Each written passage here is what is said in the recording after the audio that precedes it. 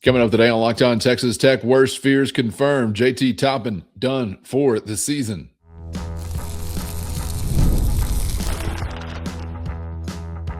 You are Locked On Texas Tech, your daily podcast on the Texas Tech Red Raiders. Part of the Locked On Podcast Network, your team every day. We are with you again on Locked On Texas Tech on the Locked On Podcast Network, your team every day, always free and available on YouTube or anywhere you get podcasts. Now the number one sports podcast network in the world. This episode brought to you by FanDuel. The winter games are on, and there's no better way to follow them than with a bet on FanDuel. Get started at FanDuel.com today with FanDuel. Play your game. The verdict is in with the only Chris Level. I'm Casey Cowan. Clarity on the JT Toppin injury, courtesy of Texas Tech this afternoon. Quote, an MRI has confirmed that Texas Tech junior forward JT Toppin sustained a season-ending torn ACL in his right knee Tuesday night in the game at Arizona State. So there we have it. We'll not see JT Toppin again this season. Now what? As far as immediate considerations for a team still very capable and still with a lot of opportunity out there, but clearly things change with a departure like this. I want to also talk, Chris, about down the road considerations as well, because you are always in a roster building state. And this is one of those types of things that can obviously really pivot a program as far as what maybe you feel like your future was going to include personnel wise. So we'll tackle that as we feel about it here at this hour. But doing what I know all Red Raiders are doing just about anywhere you may be at this point, processing just devastating news for Red Raider hoops from Tempe. Damn. Yeah. Worst fears realized, right?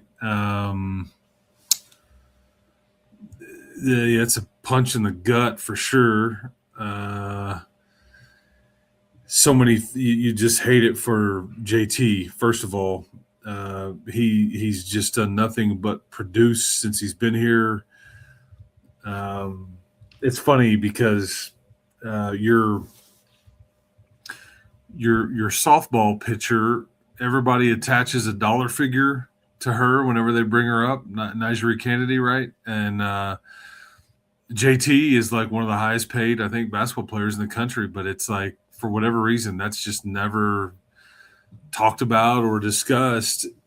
And all he does is in a one of the most difficult things to do is just produce every single night. I think that I wouldn't have said the same thing a month ago, but I think that he had played his way into where he may have been the favorite to win the Big 12 Player of the Year again, even with all the special freshmen. And it just you feel cheated. There's so many different things now that come into play because you've got Kansas State and then Cincinnati and then a trip to Ames and then TCU and then a trip to Provo and then the Big 12 tournament. That is 6 games. You will now have to kind of reinvent yourself or attempt to without your best player or one of your 2 best players and one of the best scorers and rebounders in the country. And unicorn back to the basket type player, a guy that you could just throw it to him and get him a bucket. He was a facilitator. I mean, all the things. And probably your unquestioned leader too. There's a whole now what, now what? I mean, who fills those voids? How much does this shell shock a group of young guys that look to him for a variety of things? Young people adapt quickly, and they can morph and deal with change better than us older folks. But still, that's kind of the face of the franchise, if you will. And now he's no longer. So, just my mind races. Is like, okay, well, have we seen him play his last game at Texas Tech? Has he played in that building for the last time and we just didn't know it? And I mean, I don't know. Or is this because of this injury? Because, man, I think you're talking – I don't know if like a football versus basketball per se, and I don't know if it's just ACL or if it's other stuff. But Calvin, I think a safe time frame here is like 9 months. Could it be less than that? Sure. Could it be longer than that? Sure. At what level are you back? Good question. Does this really point to him coming back next year? I mean, I don't. Can't imagine that if it was already a question about being a draft pick before that this would go, oh, yeah, well, for sure draft him now. No, I mean, so this may bring him back to Lubbock, Texas next year. What exactly does that look like? Price tag, how much of the season would he miss? There's a lot of questions that we can get into, but I just, in the immediate, man, what a gut punch, man. That sucks. Yeah, just no way around it, and no way around the fact that what you felt like you had in Lubbock was a team capable of maybe competing for a national title, and so that just changes dramatically. You're still going to have a very good basketball team, but there's no way around the fact that you're going to pull off some magic to make that kind of noise or even approach that kind of noise when the postseason gets here, which it will, and you will be a part of. And Chris, I don't know what there is to make of the opportunity you still have remaining in the Big 12 Conference as far as time to try and reconfigure and reinvent yourself, but I'm grasping for any silver lining to any of the timing. There's no silver lining, obviously, to the news, but the timing of it, I mean, you're not right at the beginning of the tournament. You've got some time to try and figure something out. Love our coaching staff and love the team, so I'm optimistic about them figuring something out to be their best version of what this team can be, but you can't be what you could be with a Big 12 player of the year. Lean in for that expert analysis. I know that's breaking news, but you can't fill that void. You know who out of the blue the other day, Kelvin Sampson, was talking about some things, and he brought this all up on his own. He's like, they were talking about his own player in Kingston Flemings and having to go play at Iowa State, and Josh Jefferson, who I think a lot of people feel like he's a draft pick. But Kelvin Sampson just like kind of stopped everybody in the media thing that he was doing. He's like, folks, I've been trying to tell everybody, the best player in this league is JT Toppin. He's the hardest guy to try to defend. He makes you make so many different decisions. And it's not a slight on if anybody's like, limits your ceiling as a team now or feels like you won't go here or there. It's just trying to keep it real, one, and two, doesn't mean that nobody believes in like Grant McCaslin and his coaching ability or Jeff Linder or whatever they've got going or anybody else over there on the roster. It's just like it speaks to it's a really good player, man. Really, really good player. And he does so much, and he creates a much larger margin for error for you. And I do wonder, as it relates to the NCAA tournament and things like that, do you get seated differently now than you would have? Do you, because, your resume now was with JT Toppin. Now you're going to put 7 games or 6 games on tape without him. What if that's not near as good? And it could not be. And they go, we choose to seed this version because that's what you are. That's what's you're gonna bring to the NCAA tournament. You see what I'm saying? So it's just I don't know. Damn. That just sucks. And I feel for all those guys that spend so much time with JT over there and just JT personally, and you just there will, again, this is a sports conversation. Everybody is still with us and thankfully healthy other than an ACL on JT's right knee. However, there will be a level of shock to the system and a grieving process that team will have to kind of go through, like the reality of what has just changed just like that. Yeah. And some guys may take the baton if they hand it to them and take it and run and go, I'm not looking back. I'm about to finish this race and run as fast as I can without knowing when the finish line is. Okay, that's what you'd hope for. Some of them will go, you get caught up into the whole emotion of it all, and then you just don't know how everybody will respond. And then that's not even talking about the schematics and the X's and O's and like how do you want to play now? Because you've just got a different dynamic. Your pick and roll combo was as good as there was in the country, and now half of that is gone. And so now you don't have another. You can still run some pick and roll, but there's nobody that anybody's going to guard anywhere similarly to compared to what JT required. You were one of the top 3-point shooting teams in the country. So much of that is because of how teams choose to guard JT, or JT gets doubled, he kicks it out, and all the things. And that's when a lot of the looks come from. Do you have similar looks now going forward? First, today's episode brought to you by FanDuel, and the Winter Games are officially here. And if you're anything like us, you're locking in for events you only get to see on the biggest stage every 4 years. And that's why following the Winter Games on FanDuel just makes sense. From medal counts to individual events to finding your angle on the sports you care about most, FanDuel gives you more ways to stay connected to the action. The drama of curling, where the intensity keeps ratcheting up, or speed skating races decided by mere inches. FanDuel electrifies the entire Olympic experience from start to finish. The Winter Games are on, and there's no better way to follow than with FanDuel. FanDuel, play your game.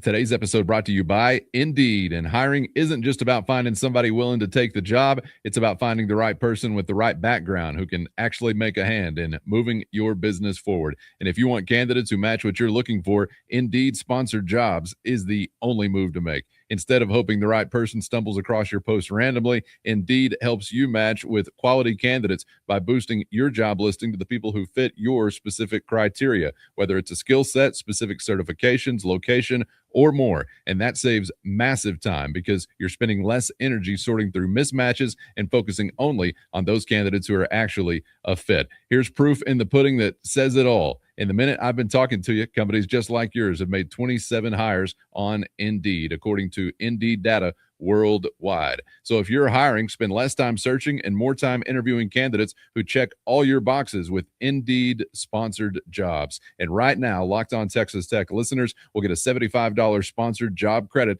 to help get your job the premium status it deserves at Indeed.com/podcast. That's Indeed.com/podcast. Terms and conditions apply. Hiring, do it the right way with Indeed. And that's when a lot of the looks come from. Do you have similar looks now going forward now that he's not in there? I don't know. It just, you feel a bit cheated for sure. Yeah, curious how this is going to impact Christian Anderson's game. It's been really interesting to see him navigate being a point guard and still trying to be a primary scorer for Texas Tech, which he's done incredibly well this season. But part of that, of course, has been due to having JT Toppin on the floor at the same time. So it's going to be really interesting to see how this all shifts. And I would imagine one of the more difficult coaching periods, just as far as the task at hand for Grant McCaslin, that he's probably had in his career. So hoping that he'll be ready to rise to the occasion. I would imagine that he probably will be, and we'll see what we get. But I just can't escape the thought, Chris, and I know it's kind of comparing apples to lug nuts as far as the context, but in some ways it's very similar to the Will Hammond injury and the way that spun that program from a roster building standpoint in an unexpected direction. Yeah. This is not exactly the same thing because we still had some consideration about what the future could look like with Toppin involved in Lubbock again. I don't know if this cements it further. I don't know. It's too early for all that. But it's not wrong for a Red Raider out there to be wondering about now what this means for this upcoming roster building season, right? Because this is as big of a piece as is going to be on your board. And it's got to change some things because we're talking about, I think you said maybe on an optimistic timeline, 9 months. Yeah. I would say that there's a couple things that I know to be true. I know JT loves this place. It loves him back. I think he thoroughly has enjoyed his time in Lubbock and at Tech and all the things. I think there was a very strong possibility that, minus any sort of injury thing, that if 100% healthy and you go deep into the tournament, that he would have returned here. He's in a weird dynamic with how he's been stereotyped as a player, almost kind of like Drew Timmy-esque, phenomenal college player, just wasn't seen as an NBAer, and that turned out to be true. Oscar Tshiebwe, another like burly rebounding type that played at Kentucky and West Virginia and some different places, and he was labeled as such. And JT's kind of like these are tweeners, or just like we don't know what your position is, whatever. But they were phenomenal in college, and I mean, I think now that there's JT, you would certainly think that if you're going to rehab, if you're going to go through this whole thing, I mean, you'd probably rather do it here. I don't know that to be true. I wouldn't think pros are even an option right now, just because you're not healthy enough or won't be healthy enough to do that. So, in a weird way, this could almost cement his future here another year. But again, I'm not, you're here you are in mid-February. So you go March, April, May, June, July, August, September, October, November. That's 9 months. Is there any sort of setback? Can he get back in November, December? At what level is he? What is it worth on a very good player, but is coming off of rehab? What is the cost of that? I mean, there's a lot of questions you would have to ask, and it sucks to talk about that, but that's the reality of you trying to put a roster together, and the money and all those things, right? So, but I hope that they can figure out a way where he could be back here. I mean, this is what I was rooting for anyways, selfishly. And again, if it's got to be good for all parties, but I think if you're hanging your whole hat on that, you have to be careful, because you're just not sure what the timetable is. You're going to go through the portal window, and like you spend a bunch of your money, and it's like, what happens in June? It's like, man, he's 2 months from 2 months off of or behind schedule because of a minor setback. I don't know what it would be, but you get what I'm saying. And at that point, you can't do anything about it. So that part is really like the Hammond thing. You're just bleeding over into your year. You're counting on even optimistic timelines to present this, and you're feeling like, can you plan on this or that? A little bit different, because it's not, I don't think, exactly the same thing as talking about the quarterback of a football team, especially when you're having to replace one in the sense of Baron Morton's departure anyway. But the timeline is just so interesting, because it is a big ticket item, to say the least, and someone that you would love to plan around and know you can feel good about planning around it. But only 2026 will hold the tale, right? We don't know how it's going to play out. We're at the very beginning. Yeah, I mean, and you kind of have a head start on kind of what that may look like, because now you kind of have an answer already on kind of one player and his situation a little bit. So anyway, there's time to sort through all of that. Sports are funny, man, and rarely do people get to go out the way they want to and on their own, and after winning a championship, whatever, that's just not the way that the sports world works. Sometimes you get asked to leave before you want to, and this is just a weird dynamic to where, I mean, it was the last time that we'll see him play in a Tech uniform. Was it like him going nuts against Arizona in overtime and putting the team on his back and leaving out on an unbelievable moment? That's what I would choose to remember. He doesn't get any kind of farewell at the arena, and I don't know. It just you just get sentimental about some of the things that and the memories that he's been able to create over the last two seasons. and you just don't know where he goes from here. But look, Grant's this isn't the first time that he will have dealt with an injury situation. This one is a little more on the national scale and a higher profile player and injury, and it's season ending. There is no, obviously, as we're reading to you and telling you that there is no, it's not Warren Washington or Chance McMillan like, hey, well, we'll just see. Let's see how, he's not coming back this season. So that is, that's one thing that's a bit different. So, but yeah, this is where all those kids over there will look to Grant for leadership and guidance, and there will be opportunities. There will be grieving. There will be, bleep. And hey, man, we got this. It'll be all the is put it in the old pot and stir it up. And I'm just not sure what you're going to get. But I know this, you got a Kansas State team coming in here on Saturday that they don't give a damn about any of that. They just had their head coach fired. They're probably all headed to the portal. And you got two guards and Nate Johnson and PJ Haggerty that basically scored or combined for like 50 or 60 points the other night on the way to scoring 90 in a 16, 17-point win over Baylor with an interim coach that's got a lot of juice and all that stuff. So, and I'd be willing to bet you that there's going to be folks out there that now look at you on the schedule and go, all right, we can get them now. Yeah. Oh, I'm sure they'd love to as well, and I'd feel the same if I was in their shoes.